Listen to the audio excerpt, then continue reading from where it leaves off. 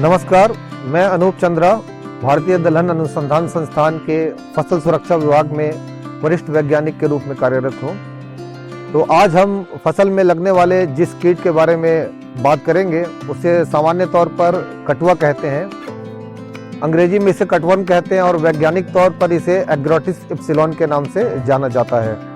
इस कीट को लेपिडोप्टेरा ऑर्डर के नॉक्टिडी फैमिली के अंतर्गत वर्गीकृत किया गया है। तो इस नॉक्टिडी फैमिली के जो सदस्य होते हैं वो रात्रि में ज़्यादा सक्रिय होते हैं, तो दिन के समय में ये ज़मीन के सतह के अंदर छिपे होते हैं। इस कीट की जो सूंडियाँ होती हैं वो अगर आप खेत में देखेंगे, पौधों के जड़ों के आसपास में ऊपर की मिट्टी को हटाकर देखेंगे, 1-2 इंच के गहराई में आपको गहरे काले कलर की सूंडी मिलेगी।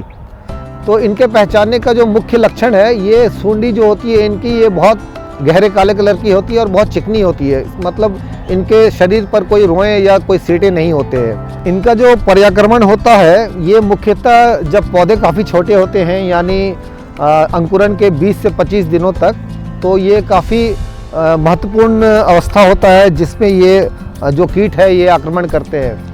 तो ये जब रात के समय में ये ज़मीन से बाहर निकलकर ये पौधे को ज़मीन के स्तर से वो काट करके गिरा देते हैं। तो इस प्रकार ये जितना खाते नहीं हैं उससे कहीं ज़्यादा पौधे नुकसान करते हैं और कभी कभी इनका जो तादाद बढ़ जाता है तो ऐसा होता है कि हमारे किसान मित्रों को दोबारा से बुआई करने की ज़रूरत पड़ जाती है।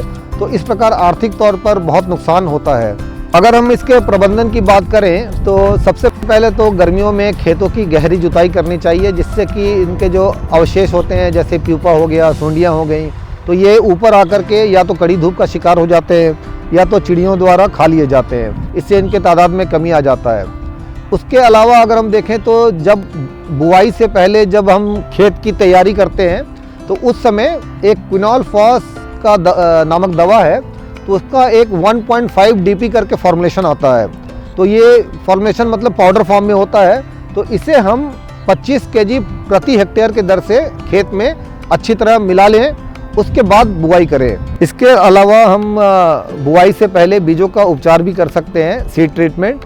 तो सीड ट्रीटमेंट के लिए क्लोरपाइरिफॉस 20C नामक जो दवा है, तो इस दवा का 1 लीटर दवा लेंगे, जो 1 लीटर दवा 100 kg बीज के लिए पर्याप्त होगा।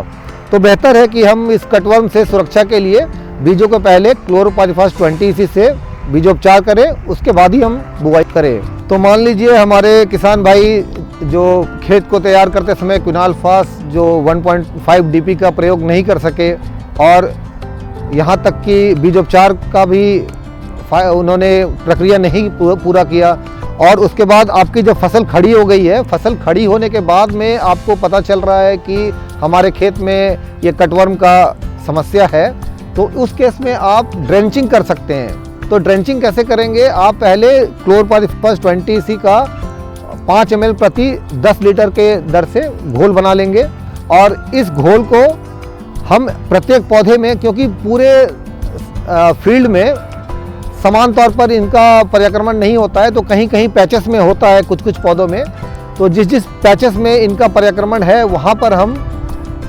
ये जो ड्रेंच के लिए हमने सॉल्यूशन बनाया था, घोल बनाया था, तो उसको प्रति पौधों में 1-1 लीटर के हिसाब से इस घोल का हम पौधों के जड़ों के आसपास में इनका ट्रीटमेंट करेंगे, ताकि ये जो जड़ के आसपास में ये दवा पौधों के जड़ों के आसपास चले जाए और वहाँ जो छिपे हुए कीड़े हैं वो नष्ट हो जाएं। धन्यवाद।